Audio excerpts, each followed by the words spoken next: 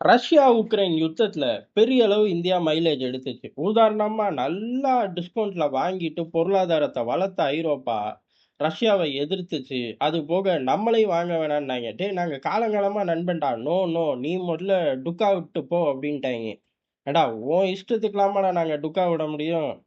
அப்படின்னு சொல்லி நம்மளும் அவனுங்கள திருப்பி அனுப்பிச்சு, பெரிய அளவுல டிஸ்கவுண்ட்ல வாங்க ஆரம்பிச்சோம். தாறுமாறான டிஸ்கவுண்ட்டு, நல்ல ஒரு மைலேஜ பெரிய அளவுல என்ஜாய் பண்ணோம். இன்டர்நேஷனல் ரீதியில வெறும் ரெவென்யூ மைலேஜ் மட்டும் கிடையாது. இன்டர்நேஷனல் பாலிடிக்ஸ்ல அசைக்க முடியாத ஒரு இடத்துக்கு இந்தியா போய் நின்னுச்சு. அதுக்கடுத்து ட்ரேட் வார் வந்துச்சு அமெரிக்கா கூட. அமெரிக்க நீதிமன்றங்கள் அத தடை போடுறதுக்கு முன்னாடியே இந்தியா தாறுமாறான மைலேஜ அந்த இடத்துல எடுத்து கொடிய பறக்க விட்டோம். பிடிக்குதோ, பிடிக்கலையோ எதார்த்தமான உண்மை இதுதான்.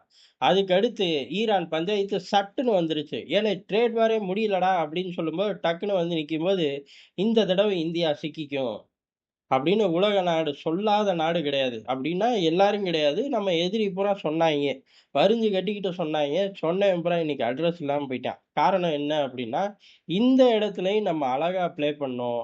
அழகா நம்மளோட தேவைகள பூர்த்தி பண்ணோம். அப்புறம் ஏன் விலை ஏறுச்சுன்னு கேட்கக்கூடாது. அது வேற சப்ஜெக்ட்.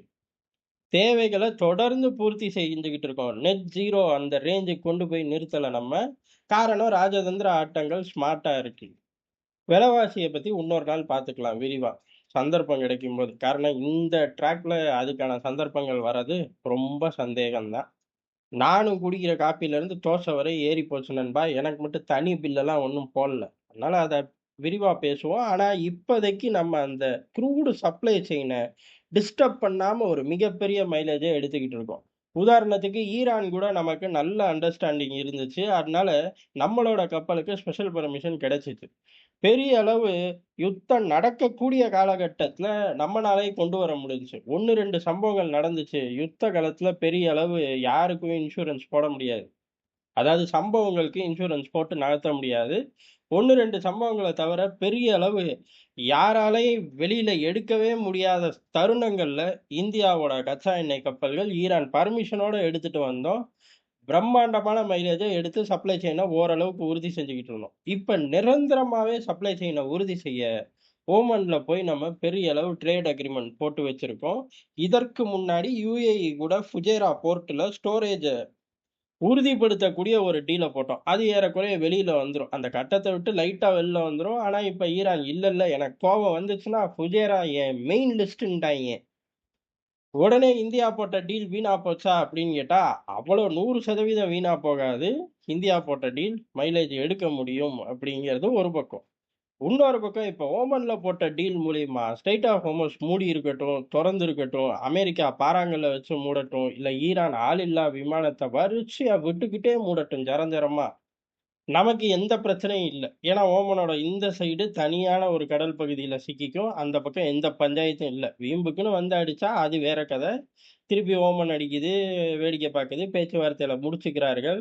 அது பஞ்சாயத்து வெடிக்கும்போது பார்க்கலாம். ஆனா ரொம்ப ஈஸியா நம்மளால ஒரு சப்ளை செயின உறுதி செய்யக்கூடிய வகையில இப்ப நம்ம டீல போட்டு நிறுத்தியிருக்கோம்.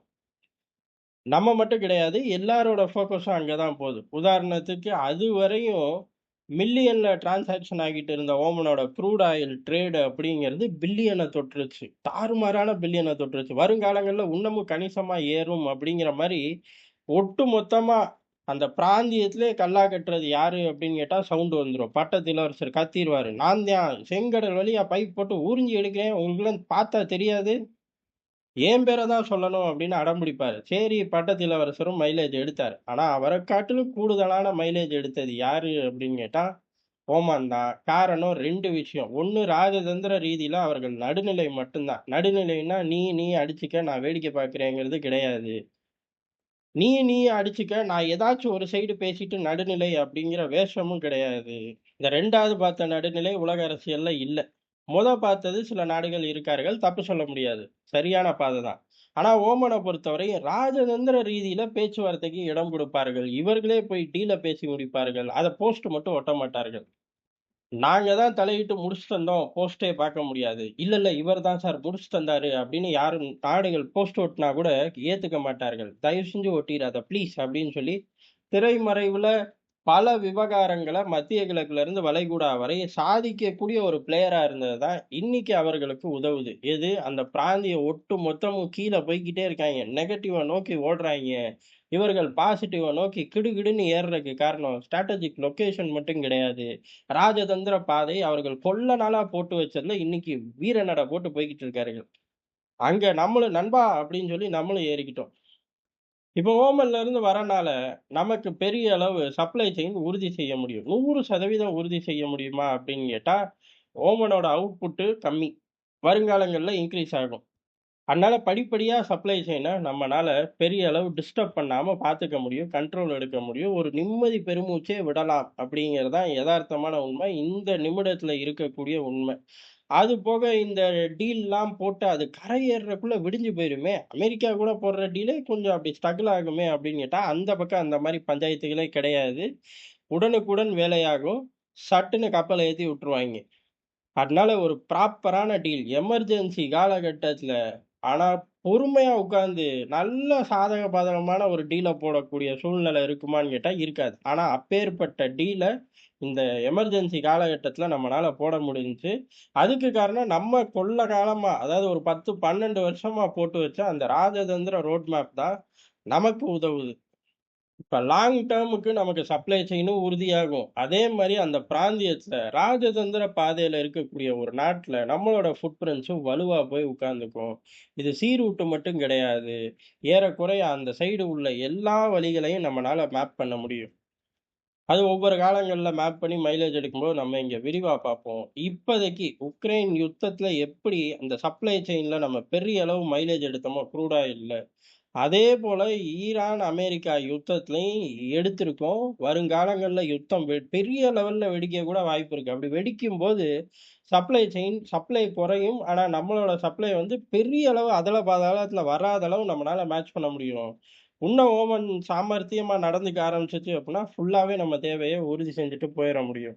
இதுல ஏன் ஓமன் சாமர்த்தியம்ன்னா, டக்குன்னு நமக்கு தரமாட்டாங்களா அப்படின்னு கேட்க தேவையில்ல. அந்த மாரி பிளேயர் ஓமன் கிடையாது. கத்தார்லாம் கேன்சல் பண்ணிட்டு ஐரோப்பாக்கு ஏத்தி விட்டுச்சு. அதுக்கு காரணம் கத்தார் கிடையாது. கத்தாரும் நம்மளும் நல்ல நண்பர்கள் தான் இப்ப. ஐரோப்பா நான் கூடுதல் பணம் தரேன். கேன்சல் பண்ணு. அந்த கேன்சல் பண்ண ஆர்டருக்கான நஷ்ட ஈடையும் தரேன். முதல்ல எனக்கு சப்ளை பண்ணுன்னு ஒத்த கால்ல நின்னான். கொஞ்சூண்டு சப்ளை பண்ணிட்டு பழையபடி ட்ராக் நம்ம சைடு வந்துருச்சு. இங்க அந்த பஞ்சாயத்து கூட கிடையாது. ஆனா இங்க என்ன பஞ்சாயத்து அப்புட்ன்னா, ட்ரம்ப பொறுத்தவரை நான் ஓமன தாக்குவேன் அப்படின்னு சொல்லி ஒரு 4 நாளைக்கு முன்னாடி கூச்சிக்கிட்டு இருந்தாரு. ஏன்யா இந்த மனுஷன் குதிக்கிறாரு? தெரியல. அவரு தான் மாத்தி மாத்தி பேசுவாரு. அவர் மனசுக்குள்ள என்ன இருக்குன்னு நமக்கு தெரியாது. ஒருவேளை இன்னைக்கு ஈரான் தொடர்பா ஸ்டேட்மெண்ட் எதுவும் இல்ல. பக்கத்துல ஓமன் தான் இருக்கான். அவன தட்டி விட்டுருவோம் அப்படின்னு நெனச்சாரோ என்னமோ! ஆனா ஓமன் பேர ஏன் சொன்னாரு? ஏன் அடிப்பேன் அப்படின்னு சொன்னாருங்கிறத தேசபக்தியில விரிவா பேசியிருக்கோம். பார்க்காத நண்பர்கள் அங்க வந்து பார்த்துருங்க. அடுத்தடுத்த மைலேஜ்கள இந்தியா எடுக்கும்போது விரிவா சிடிஎன்லயோ, தேசபக்தியிலயோ எப்பவும் போல நம்ம பார்ப்போம்.